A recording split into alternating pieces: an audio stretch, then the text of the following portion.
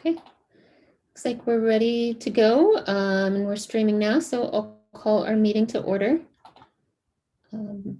We'll begin with roll call and establishment of quorum. I'll go through the list of members. Please indicate if you're here or not. Kristen Mole, Present. Laura Murphy, Mariana del Valle Prieto Cervantes, and Michelle Overmeyer, Here. and Timothy Randazzo. Here. Great. We do have quorum, so we'll move on with the agenda. Is there anything that anyone would like to add that has come up after the posting deadline that they'd like to move to add to the agenda today?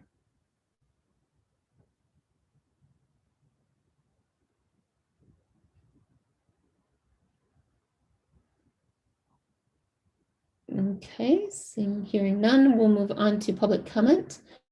If there's anyone from the public wishing to address the commission on any topic that's not already on the agenda, you can do so now.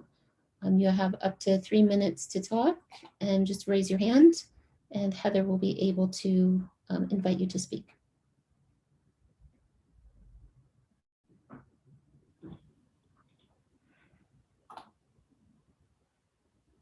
Okay, I'm going to share my screen. All right, Catherine Crockett, go ahead and start. Okay, thank you. Yes, Catherine Crockett here. I'm the chair of Sustainable Seaside. I just wanted to announce that we've submitted a special event application for what would be our 11th annual Earth Day celebration in Seaside. And the date we've selected is Saturday, April 30th, 1 to 4 p.m. We selected this date to avoid conflicts with Delray Oaks Earth Day, and also that's the day of Big Sur Marathon, the previous weekend, the 24th. So we're in the clear with this date, and the city of Seaside has once again graciously agreed to co-sponsor this event, which means we can hold it on the City Hall lawn. Sustainable Seaside will take the lead in organizing the event, and I'll be the key contact person. So we've also gotten confirmation from Ecology Action and Monterey Bay Electric Vehicle Alliance. They will hold an EV ride, drive, and display show in the City Hall parking lot as part of the celebration Earth Day event, and they'll offer e-bike test rides also. So, and we're also thinking a community cleanup event in conjunction with this Earth Day event could take place. And we're looking to the environmental committee to see how, if you want to participate, how you would participate. We would love to have you be part of this. So anyway, thank you very much. Thank you, Catherine.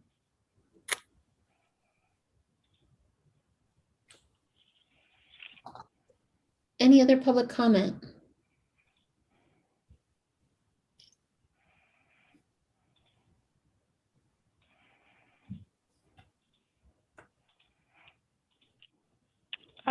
Yes, Lydia C. Let me share my screen again. Hi, I wanted to thank Catherine Crockett with Sustainable Seaside, and congratulations on 11 years. That's fantastic. And I'm confident the city, that's going to be a great event, and I'm going to put it on my calendar.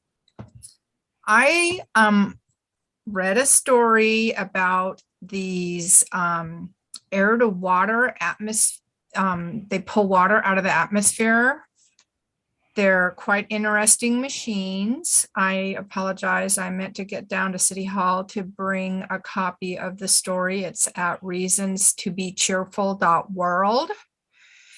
And they Sky Source, they use essentially a shipping crate with equipment in it to pull water out of the air. And since we are short on water, I thought this would be a great way to add water at our schools, businesses, the hotel that's coming. Maybe we can produce our own water and pump it into the aquifer. We do WEDEW.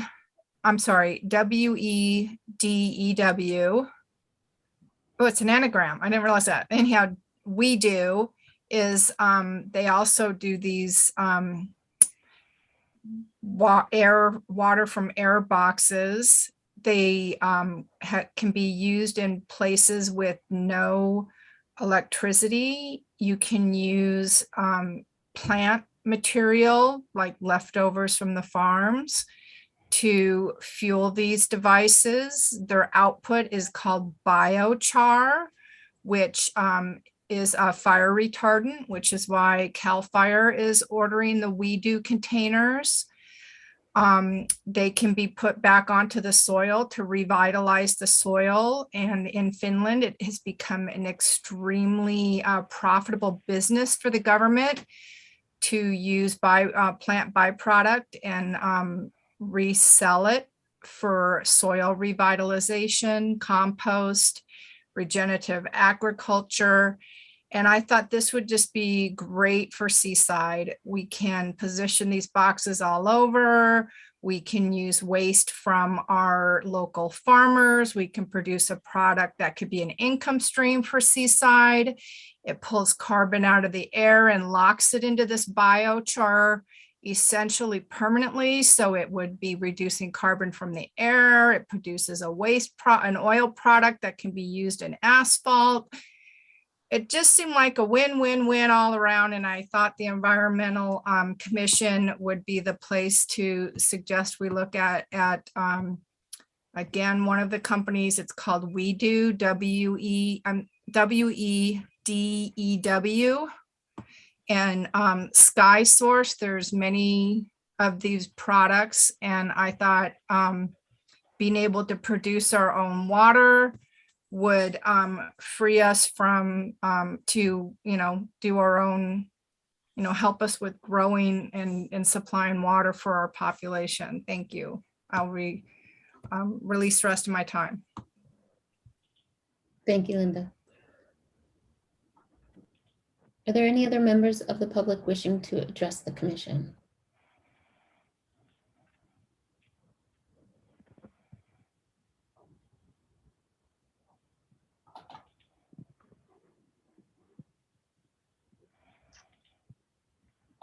Okay.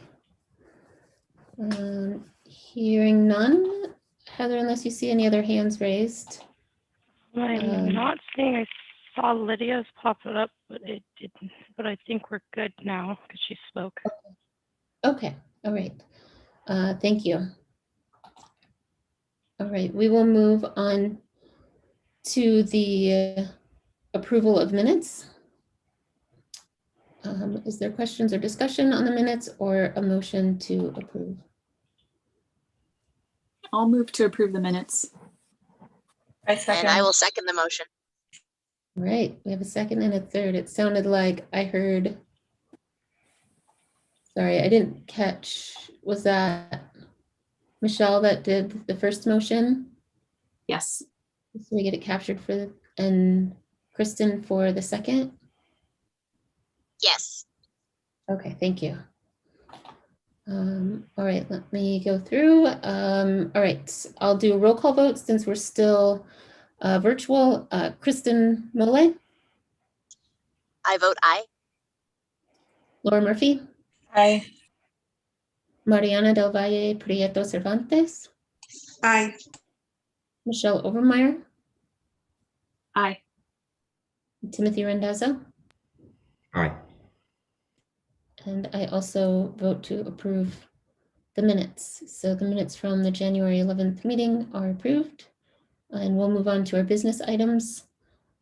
The first item of business is a presentation on the Central Coast Community Action Campaign from Kirsten L and Tatiana Brennan.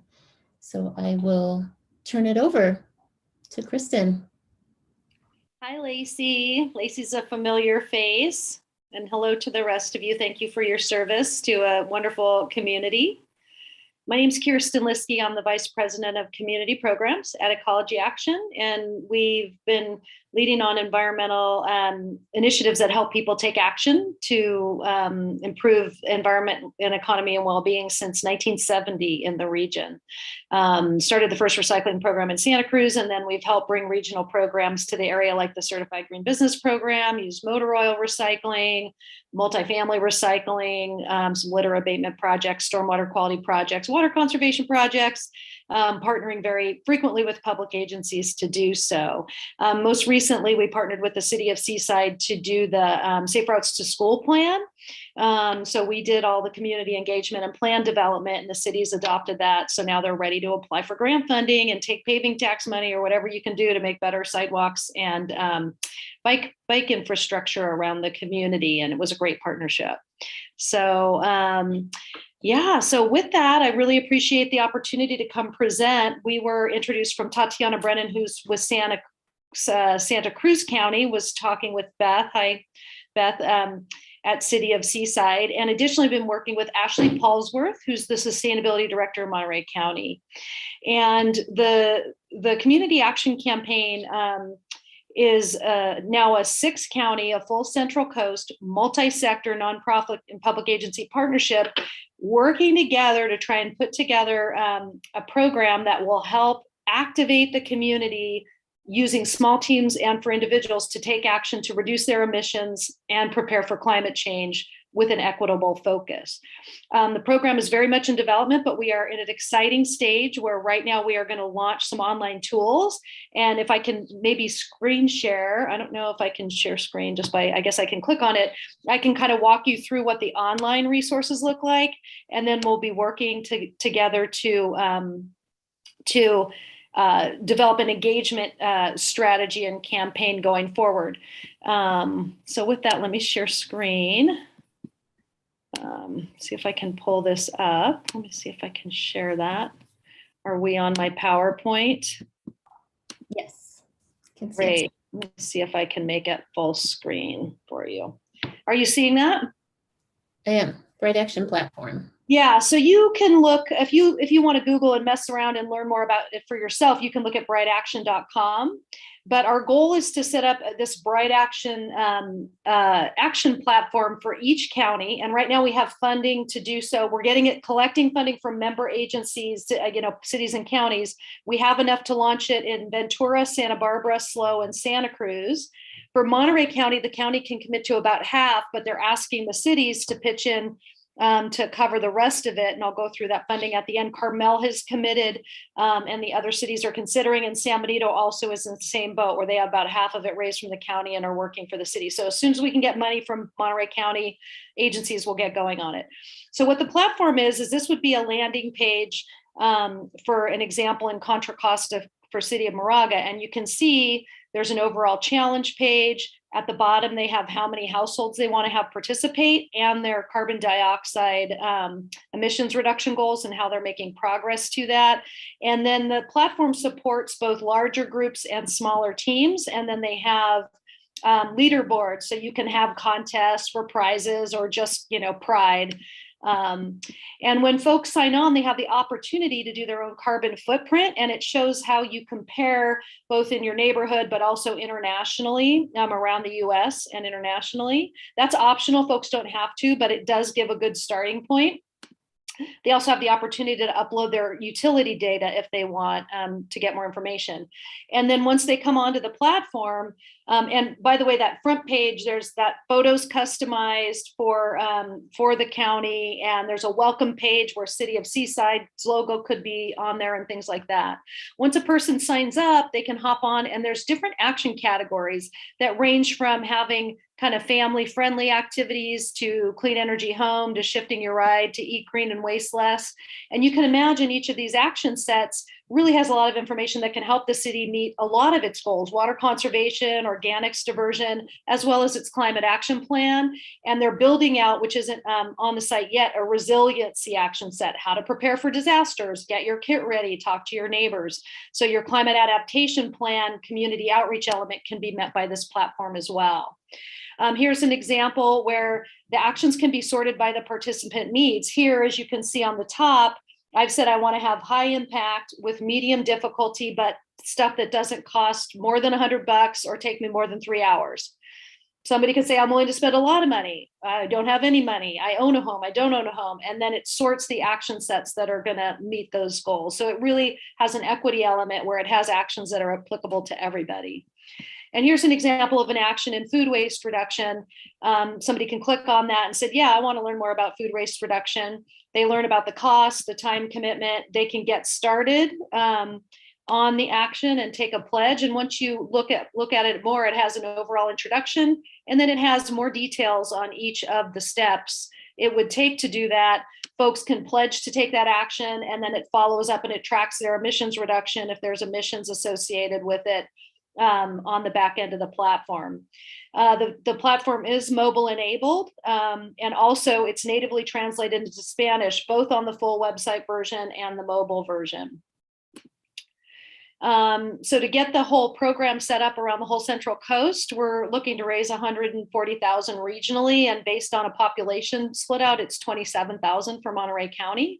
So Monterey County again has committed to 13.5 of that, and Carmel's funding 1,000. So they're looking to the other cities to come up with several $1,000s, up to $5,000, and the cities with the most contributions can actually get their own custom landing page, which has that sort of dashboard thing like I showed you at the start. And we're actually, basically, we had a kickoff today to launch the platform in those other counties, but as soon as Monterey County funding can come in, we can get it going, which may be this fiscal year if we can pull it together, or after July 1st. So this would be something, if it's not possible to do now, City of Seaside could consider putting in the funding into their next fiscal year budget to be part of a Monterey County site. And I believe Ashley has sent out a population-based estimate on costs. And the benefits are that, again, this site provides information for both community leaders and individuals on the adaptation and disaster response. It meets your climate action plan outreach goals, and it tracks the emissions reduction from the Action Citizens Pledge. It's a great tool for if you can get CiviSpark, CSUMB interns. They can organize groups in the community. They can support high school challenges. They can do booth outreach, get people to sign up for the platform and start taking emissions reduction actions. The platform is working on also compensating equity groups to develop equity direct actions and do an equity screen on all the actions in the platform as well.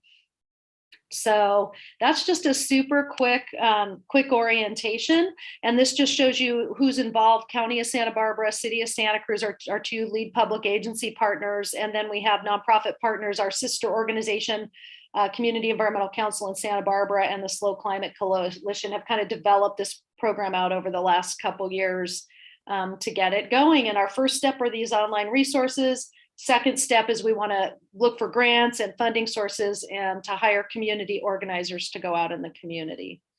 So with that, I can also, I'm going to stop sharing this, but I could pull up an example platform or answer more questions. I know we had just a brief orientation to this today. Thanks so much, Kirsten. It's great to see that moving forward. I know you guys have been working for a really long time. Thanks, Lacey. Yeah, so do you have any questions for kind of how it could work for Seaside, or questions about the platform itself? It's pretty in-depth. It has, and I can send you an Excel sheet too of a list of the actions. It's got something like 108 actions in all of those action categories. And then what we do is we customize it for the county, where we link resources. So if you have a water conservation rebate or a water conservation person, those resources get linked in those actions. Our local CCA rebates get loaded in there. They already have all the state rebates in there for things like EVs and things like that. So it's really a great place for either a leader or a citizen to go and learn more, and then just be able to link right up to any resources, incentives, or support to take those actions. Are there any questions from commission members? Go ahead, Timothy. Thank you. Thank you, Kirsten. This was really amazing. It's a really cool project to see. I think it's a really interesting and multifaceted, really community initiative and community action project. And I I really like it. I think it's really cool, and it resembles this thing that we did at CSUMB called the Eco Challenge, which Lacey, I'm sure you know of. I just have a question, kind of a clarifying question. Could you just clarify what kind of groups are able to participate with that interface? Is it more individual based, or can a group or a community or say a business interact with it as well? Great question. One of the key, even though we're starting with an online platform, which can be very individual, that somebody just gets interested and goes on and pledges, our strategy and our engagement campaign is that in a lot of our outreach, it's sort of been the like 50 simple things you can do to save the planet 101. We feel like we've missed the power of leveraging social networks. So the engagement campaign is really going to target kind of what we call micro community leaders, book clubs, church club leaders, block leaders, to get them to engage their network in a process where they host a monthly or weekly potluck. And then we have some central resources that walk people through how to use the platform. And maybe we have a challenge, between teams. So the platform's really cool because, like, right now, the Episcopal Church around Northern California is using it. Each diocese is its own group. And then in the groups, they have many, many teams. So it can be a group of 3 to 5 church members that want to work together. And then a diocese may have 6 to 8. So CSUMB could have a group, and there could be different departments or different teams that work on it. So a team leader can invite others to their team, and then they take actions together and chat on the platform. Or that can structurally be organized, or a resident can see the link on your site and go on and start learning and pledging and tracking their own actions and benefits. So it works both ways, kind of. Michelle? Thank you for the presentation. It's nice to hear about this program. I think sometimes people feel really overwhelmed with the situation we're in with the climate crisis and not really sure how they can help. So I like the idea that there's like a menu of options, and people can get some ideas that way. How long does this program last? So you said $27,000 for Monterey County to participate. How long do we get for that? Great question. Yeah, and I think one of the things that's exciting to think about is that nationally, 40% of emissions come from 5 household actions we all do every day. So, getting around our home fuel and energy use, what we eat and what we throw out. And so those and our transportation choices. So this is really empowering, right? Because some of the times the systems can change to reduce those, but we also can take immediate action. So $27,000 is what it's going to cost to get the platform established for Monterey County for the first year. And then next calendar year, we're going to need another $27,000 to re-up the platform and keep it updated. So basically what we're looking at is for the public agencies to support the online resources, keep that platform alive. And then as either public agencies or grants or donations, whatever we can pull together is how we'll get the organization going. So then a public agency could hire a CiviSpark fellow or CSUMB interns and then run Earth Day challenges using the platform. But we're really hoping that the public agencies can just stand up this platform and have that be their climate action outreach tool. Because right now there's not a single city in the whole region that you can go to and there's a summary of what climate actions residents should take.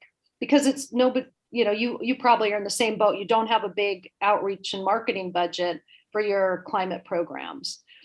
So that's the goal. And the nice thing about this is it also has water actions. It also has solid waste actions, it has transportation actions. So hopefully the different departments might be able to help support and certainly benefit from it. So that $27,000 means the platform stays up for a whole year. The city can promote it. The city can get people organizing around it. Separate from that, we're developing how do we fundraise and develop kind of the outreach and engagement aspects for that. Any other commissioners with questions? I have a question about impact, Kirsten.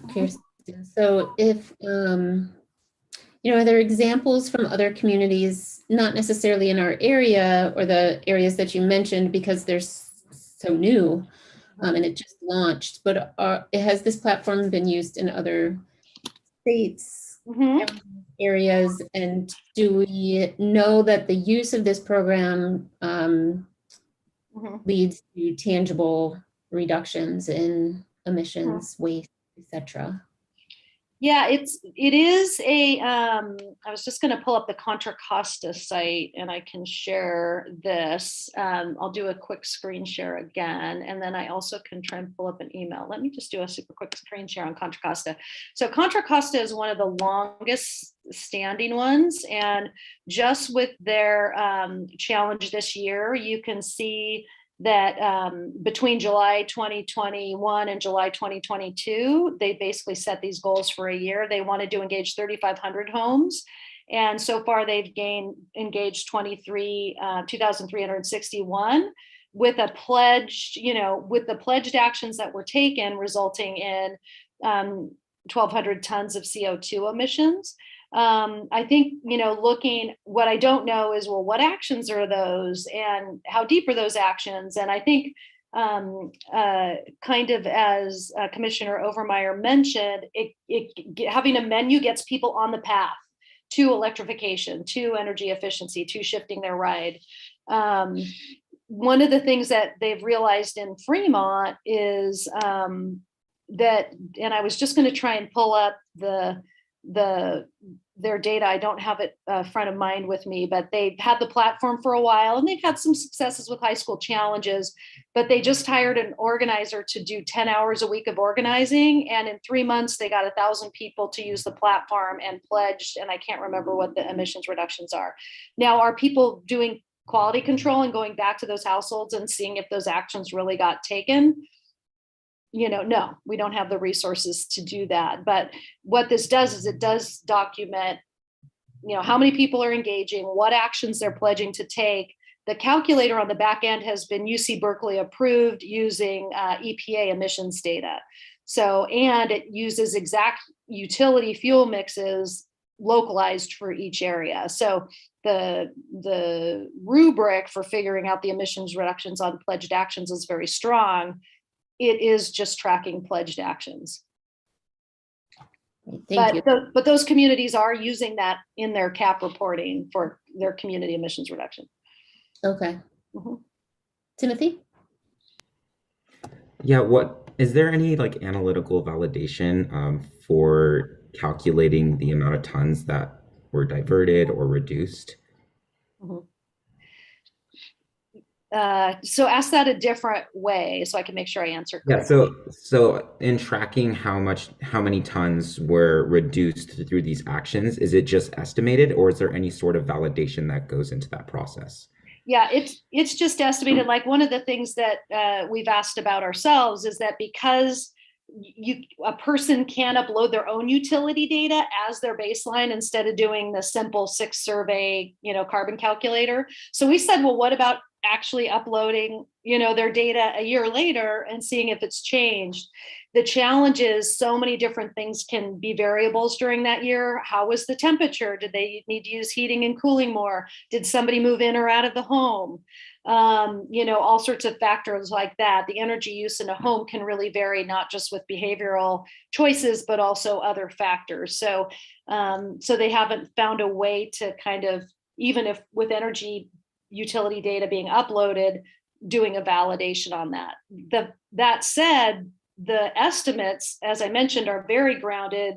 They're based in EPA emissions equivalents, using a calculator that UC Berkeley's system approved, that also then takes into account localized the fuel mix. So, California is going to have in some ways less emissions reductions from home activities than Nebraska. This is a platform that's being used in 45 communities around the nation and is being scaled nationally as well. Fort Collins, and then just different groups like Arizona State University uses the platform. The Episcopal Church of Northern California uses the platform, and they have their own kind of front end, but all the back end data.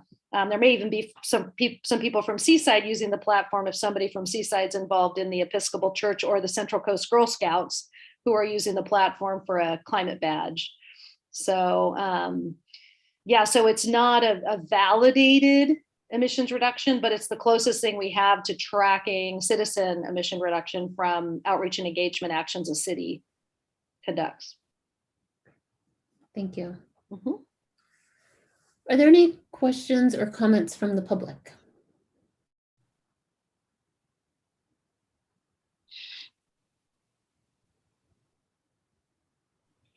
There are none at this time. Thank you. Right. Well, thank you so much, Kirsten. I really appreciate it. And I appreciate your leadership and work on this effort. Outreach and engagement is such an important aspect. So really appreciate it. Great.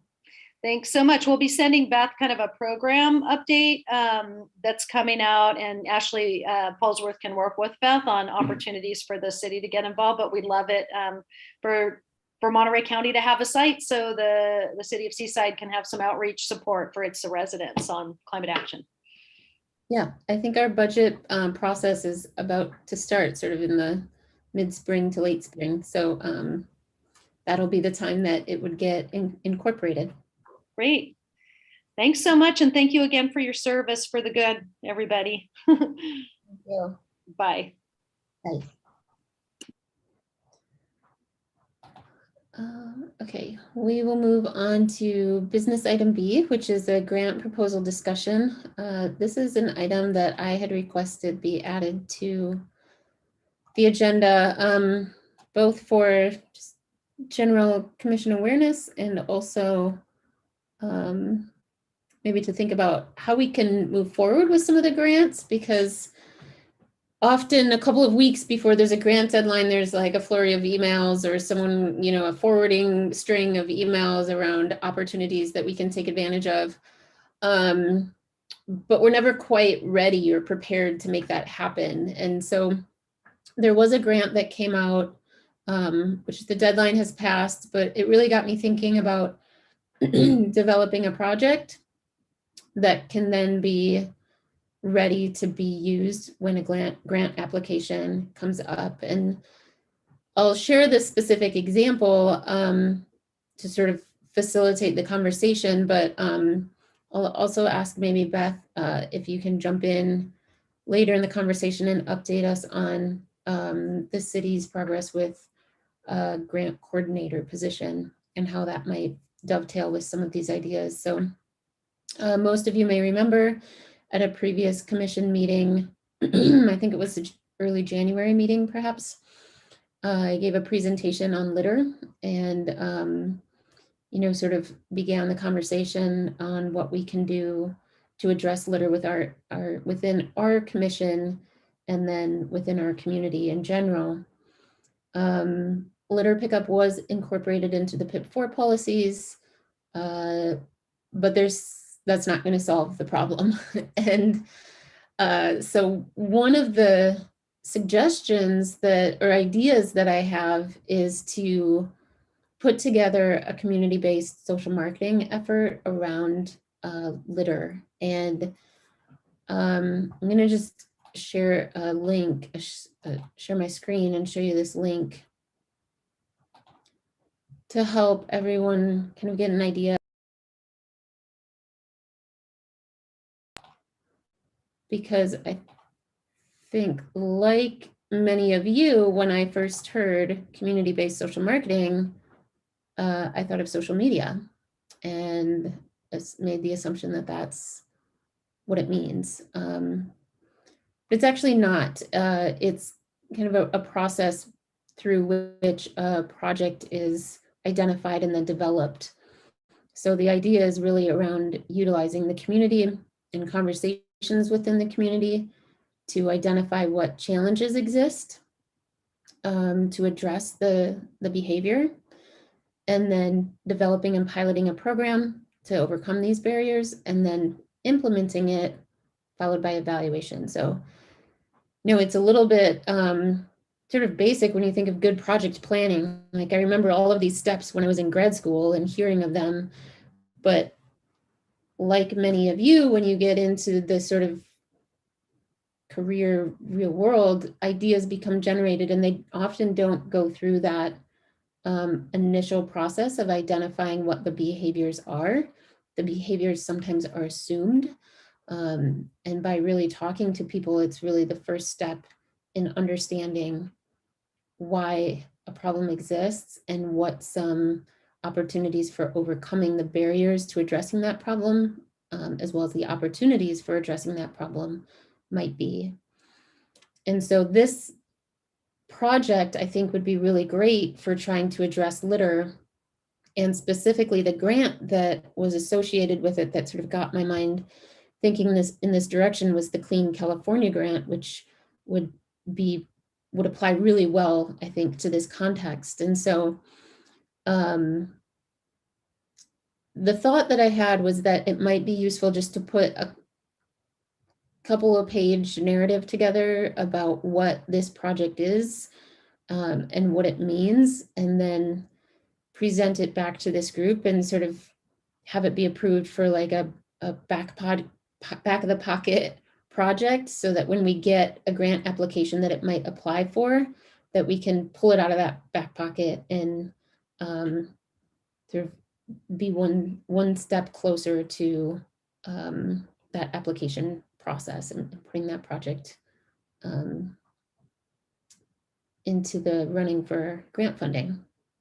So that's the general thought, and what I wanted to share with this commission. Beth, do you want to talk at all about the council's and city's efforts for a grant coordinator and how that may help this effort? Sure. Although I did include, I think, the staff report in the agenda packet for you to read how that came about and who they selected. We have yet as staff to have an introductory meeting with them, but it's my understanding, in even this week, being asked to start to put together a list, just like we generated a while ago, kind of based on a calendar when we know certain things pop up. What's not known to me is how those grant applications are going to be prioritized. A lot of that will likely come from items that align with the council work plan and goals.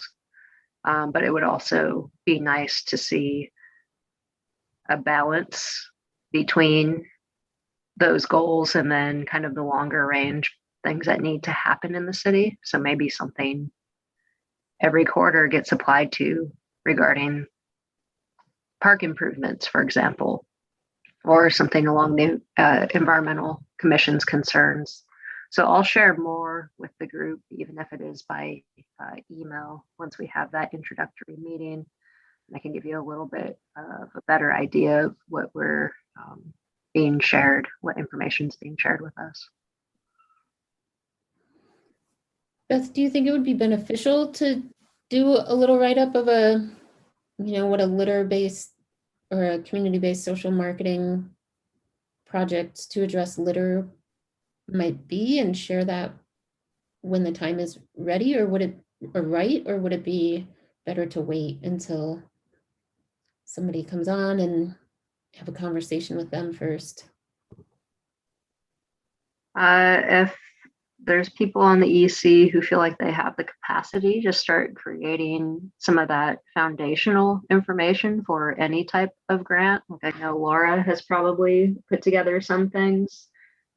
I think it's helpful to have, because the consultant is going to know how to gather the data that you might be relying on me to have if I had the capacity to do so.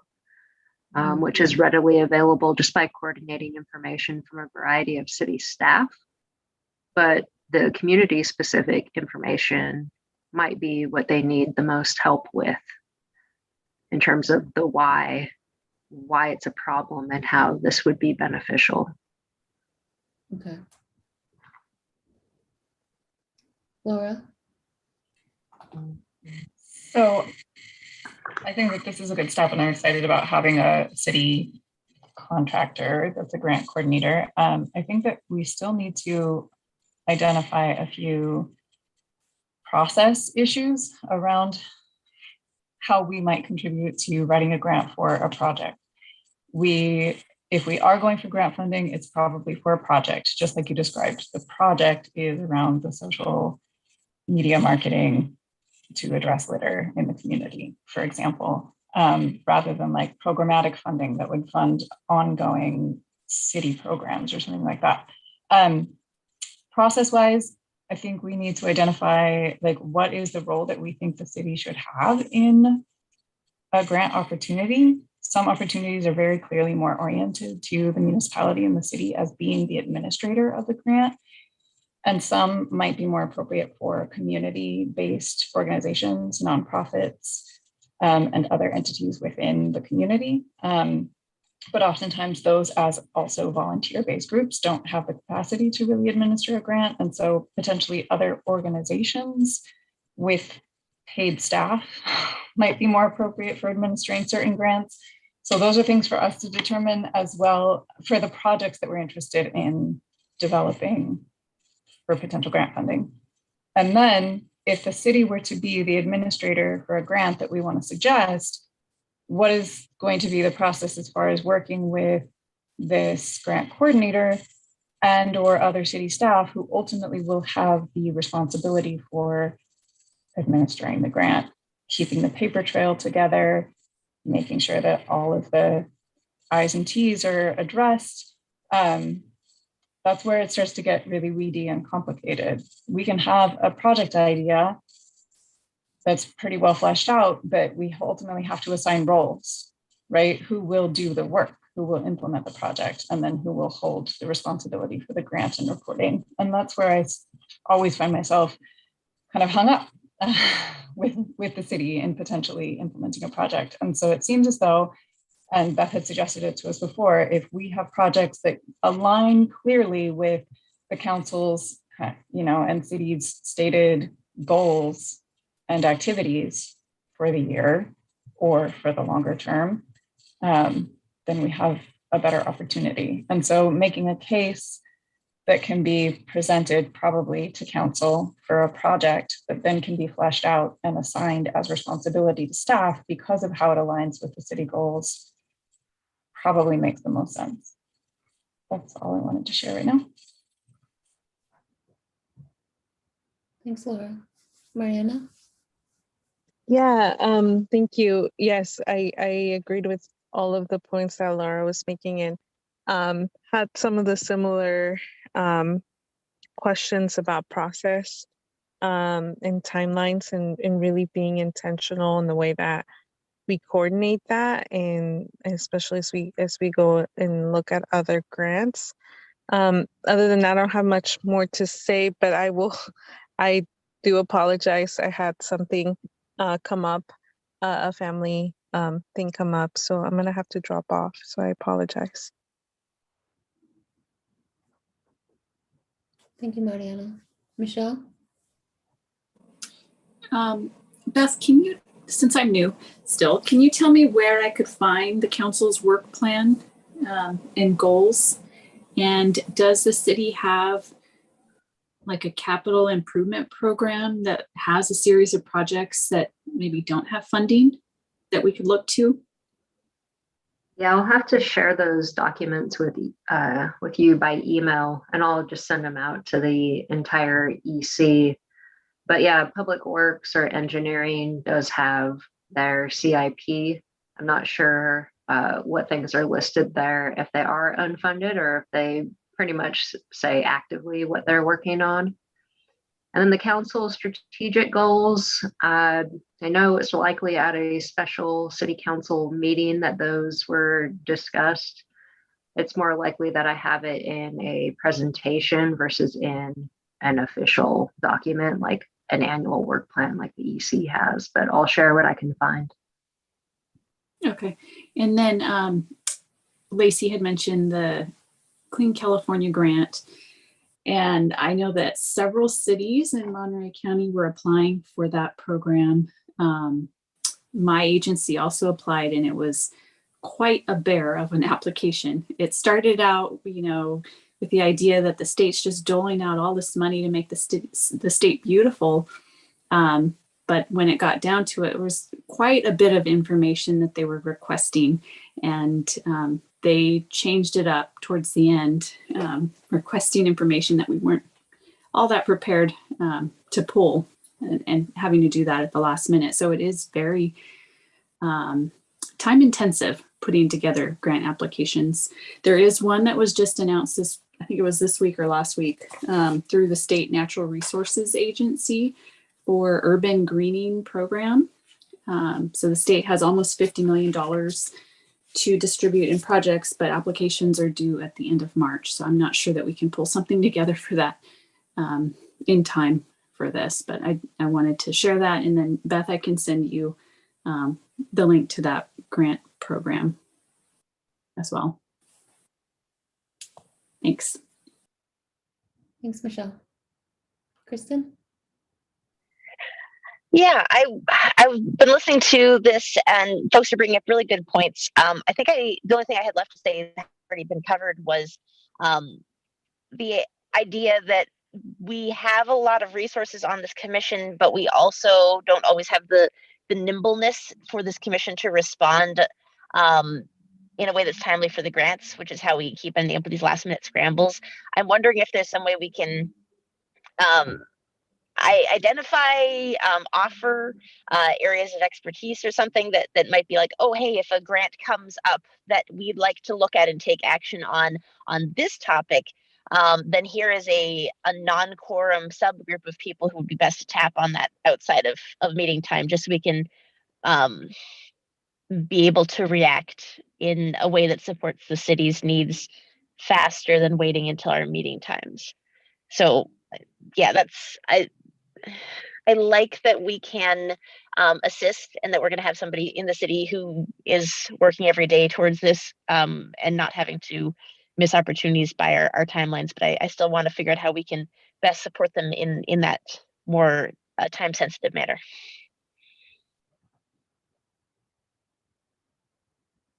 Thank you, Kristen. Any other comments?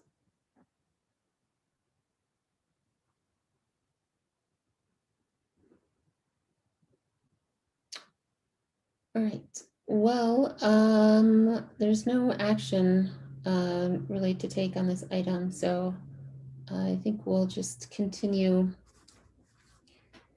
to try to pursue opportunities and wait to hear more on the position when it's up and running. Are there any comments from the public on this item? I am not seeing any. There are none at this time. Thanks, Heather. Laura, did you have one last comment? One last thing, just thinking ahead, if there's a potential in the future for maybe all commissions to receive a presentation from this grant contracting agency once things are kind of sorted out and squared away, as far as how commissions can engage with them and the city in grant seeking processes, maybe that would be beneficial for our whole community. So I guess that's a comment for Beth and or to take to council for consideration. I can tell you, I have asked a couple of council members about if the commissions will have a joint meeting again. We did that pre-COVID, but I haven't heard anything about that happening again. I think it's really beneficial for the commission members to meet. I think it was just the chairs that met previously, and it was an opportunity to update each other on sort of some of the priorities and work plans across the different areas, as well as for the council to share a little bit about their expectations of the commissions. So I didn't get a clear answer on if that was happening or not. My guess is it will be up to the mayor. Thank you. All right. Heather, you can correct me if I'm wrong, but I'm going to move forward, assuming there's no public comment on that last item. So we'll There are move none on at this time. Okay, thank you. We'll move on to item C, which is an update to the PIP4. Couple of updates on implementation progress for this item. Let me first share the city website that has been developed on plastics reduction. So y'all can visit this and check it out. It's pretty simple. And then there's some FAQs, the full ordinance for downloading, and then resources and purchasing guides. So this is a pretty comprehensive list of different products that restaurants or businesses can use. And then this is there were a couple of changes that were just made to this today, but this is a flyer that will be distributed, I believe, in a variety of different ways. I'm not sure if this is what will be sent directly to businesses or if it will just be used in a more informal format, but you can see that it includes a variety of different aspects of the policy: litter pickup, balloons, polystyrene, and single-use plastic, and then directs it to the website. This is the website I just showed you, Plastic Free Seaside, and then Turn the Tide email address for people to email with questions or comments. Other than those two items, I do have time on the council agenda on the 17th to provide an update to council on the implementation. It'll just be a short presentation. And then there have been meetings that have been continuing, led by Environmental Innovations, to bring different community stakeholder groups and volunteers together. For example, one of the community volunteers, Lori Evie, who works with the Plastics Coalition, has done and will just on the 12th be going to one of the Blue Zone's litter collection dates and talking a little bit about Seaside Ordinance, maybe handing out the flyer I just shared. And we're trying to coordinate a Blue Zone's pickup for the business areas in Seaside to help raise awareness for the litter collection effort aspect of the policy. And then I also reached out to the Monterey Peninsula Chamber of Commerce requesting time on their agenda to just bring this back up onto their radar and go through some of the details, but I haven't heard back. So I'll keep trying and hopefully get that avenue. But as we go into implementation, which as you all know is March 1st, I really hope the commission can help with the outreach and engagement and just making folks aware and businesses aware that we're proud of this policy and we know that its implementation will be for the betterment of our whole community. So any questions? Laura? Will we have specific guidelines or a roadmap or suggestions of how to participate in such engagement? Hopefully, if when that's developed, I'll be sure to share it with the commission. Any other questions or comments? Yes, Michelle. Is there an opportunity for this commission to have a presence at the Earth Day event that we heard about earlier in this meeting, and maybe do outreach there? Yeah. Oh, we have previously. Oh, I will be otherwise engaged with the Earth Day event, so I'm not volunteering, but I encourage others on the commission to do so. I'd be happy to help. Yeah, I think if anybody on the commission is interested, just reach out to Catherine Crockett, who presented earlier. I'm happy to share her contact information if you don't already have it, to request a table and booth or something to that effect. Kristen? Yeah, actually, it was planning for Earth Day, I think 2020. We were identifying that a lot of the events that the Seaside Environmental Commission may end up supporting it would probably be on dirt or lawns or other things. And we had talked about some sort of tall banner. We'd like a sign, something that could be staked in the ground, so that if we needed to be there and people could find us, we could more easily advertise our location so people could find us. At the time, that sounded like a good thing to do, and we had money in the budget that hadn't been earmarked for anything else. So we had seemed like we would do that. Is that something we still want to follow up? Sorry, it's noisy over here. Are you volunteering to follow up? Yes, we had actually done most of the legwork in picking banners in local organizations, and had just left a question of basically materials that were sustainable versus local vendors, because local vendors that could make us a sign like that or a banner like that were using non-natural materials, or you could find more green eco things in specialty online websites. And it was about that point in the process that we decided not to continue doing that, because we weren't going to be doing in-person events for the rest of that year. So if we want to think about maybe what our preference is, locals versus sustainable materials, I would be happy to pick up with the research that I did on that before.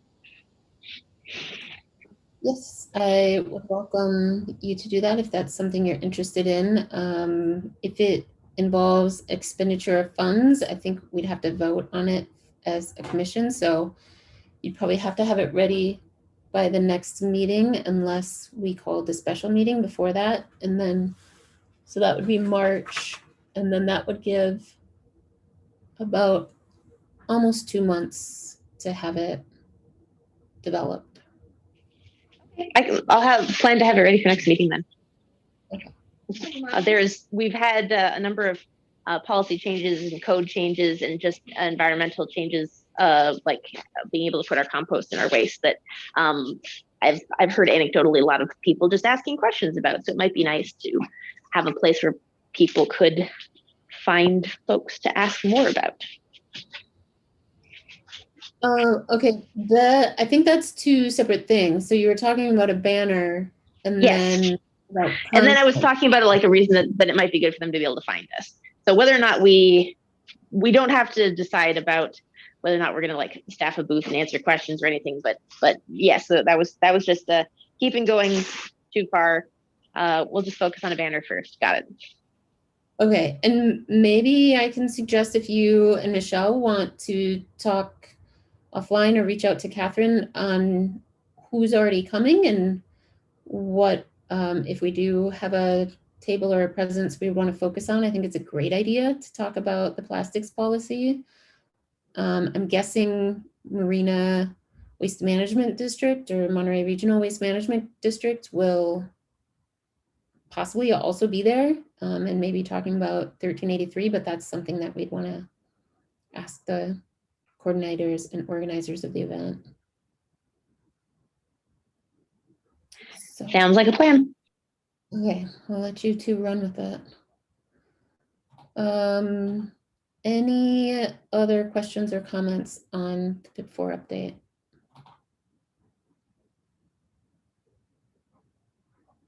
Any questions or comments from the public?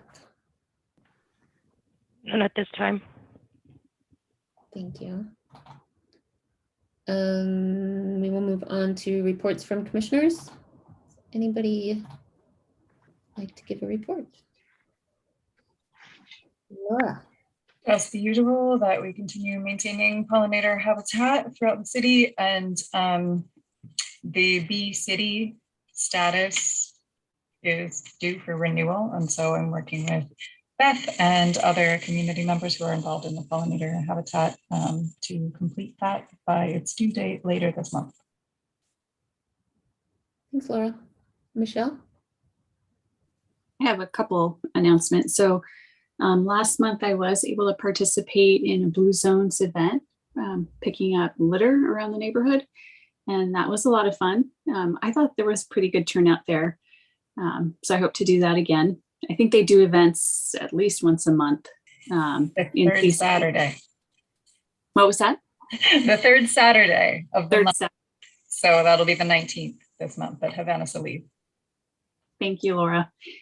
And then the other announcement is I just wanted to let everyone know that Monterey Salinas Transit's Board of Directors will be voting on Monday to approve the final network redesign. So we're going to be getting a whole new transit network. And this is the end of a one-year process of a lot of community engagement to improve our transit network. So that's coming up, and I just wanted to share that. Thank you. Thanks, Michelle. I don't know that you could answer this in a short clip, but how will that impact Seaside?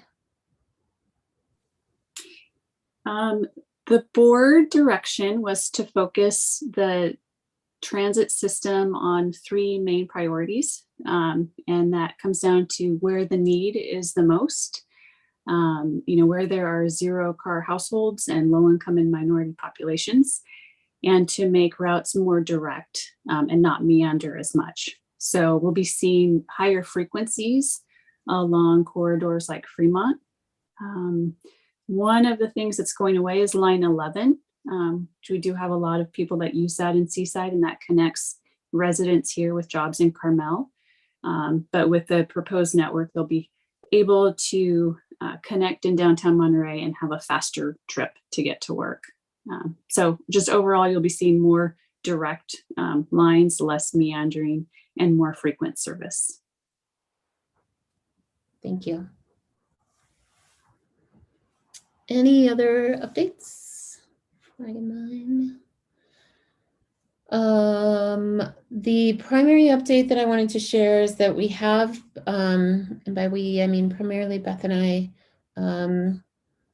have been trying to get some direction on if we can have a council study session on a climate action plan, and we don't have a solid answer. Michelle has continued to make progress. We're still trying to keep it moving forward, but without that go ahead or that next step, we're somewhat stuck in limbo. So that is that item. And yeah, I will reiterate, I did the litter pickup also with Michelle. And one thing that really I thought was really nice about it was that there were a surprising number of people that weren't Seaside residents. And I think that's kind of neat in a way. It's really great that people from Salinas and Monterey and Marina are willing to come to our community and help make it better. And I also hope that community members from within Seaside will also sort of get on the train and want to join in and help as well. It's really, I think, this is an example of how actions can snowball and how community care helps promote civic pride. I don't know how many people commented to you, Michelle, but there was a gentleman that drove by in his car and was like, hey, thanks so much for doing this. And folks up on their balcony across from the school that really just had a lot of litter in that area that said, hey, thanks, have a good day. And so it was just really nice to see people recognizing that work. And I think, I don't have empirical data to show this, but when we see others taking care of our community, it helps motivate others to join in as well. So please come if you've never been to a park work day or if you've never been to a Blue Zones meetup, please come. They're really great opportunities. Any other commission updates?